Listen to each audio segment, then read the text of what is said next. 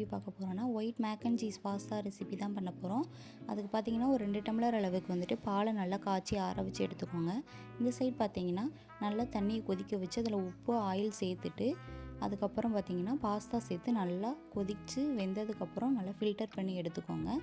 Next பார்த்திங்கன்னா இங்கிட்ட ஒரு கடாயில் வந்துட்டு தேவையான அளவுக்கு பட்டர் சேர்த்துக்கோங்க. உங்களுக்கு எவ்வளோ தேவையோ அவ்வளோ சேர்த்துட்டு நெக்ஸ்ட்டு பார்த்திங்கன்னா நம்ம கட் பண்ணி வச்சுருக்க கார்லிக்கை சேர்த்துட்டு நல்லா மிக்ஸ் பண்ணிக்கோங்க.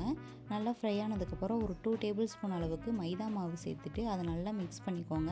ஏன்னா நம்மளுக்கு வந்து ஒயிட் சாஸ் வந்து ரெடி பண்ணுறதுக்கு இந்த மைதா மாவு தான் தேவைப்படும். நெக்ஸ்ட் பார்த்திங்கன்னா நம்ம ஆற வச்சுருக்கிற பாலை வந்து கொஞ்சம் கொஞ்சமாக மிக்ஸ் பண்ணி இந்த மாதிரி மிக்ஸ் பண்ணிக்கோங்க.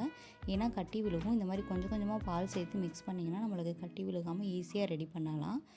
எல்லா பாலையும் சேர்த்து இந்த மாதிரி மிக்ஸ் பண்ணதுக்கப்புறம் ஒரு 1/2 டீஸ்பூன் அளவுக்கு சால்ட்டு, ஒரு டேபிள் ஸ்பூன் அளவுக்கு சுகரும் சேர்த்துக்கோங்க. அது வந்து நல்ல ஒரு டேஸ்ட்டு கொடுக்கும்.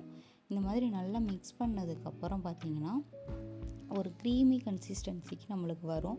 நெக்ஸ்ட்டு பார்த்திங்கன்னா கொஞ்சமாக பெப்பரும் கொஞ்சம் சில்லி ஃப்ளேக்ஸும் சேர்த்து இந்த மாதிரி மிக்ஸ் பண்ணுங்கள். இது வந்து அந்த க்ரீமோட சேர்த்து கொதிக்கும் போது நல்ல ஒரு ஃப்ளேவர் கொடுக்கும். நெக்ஸ்ட்டு வந்து மொசரலா சீஸ் கொஞ்சம் வச்சுருக்கேன், அது சேர்த்துட்டு கொஞ்சமாக சேர்த்துக்கோங்க. நெக்ஸ்ட்டு ஃப்ரெஷ் க்ரீமும் கொஞ்சமாக சேர்த்துட்டு நல்லா மிக்ஸ் பண்ணி இந்த மாதிரி எடுத்துக்கோங்க. ஒரு நல்ல ஒரு க்ரீம் கன்சிஸ்டன்சிக்கு வந்ததுக்கப்புறம் நம்ம ஃபில்டர் பண்ணி வச்சுருக்கிற பாஸ்தாவை சேர்த்து நல்லா மிக்ஸ் பண்ணிக்கோங்க.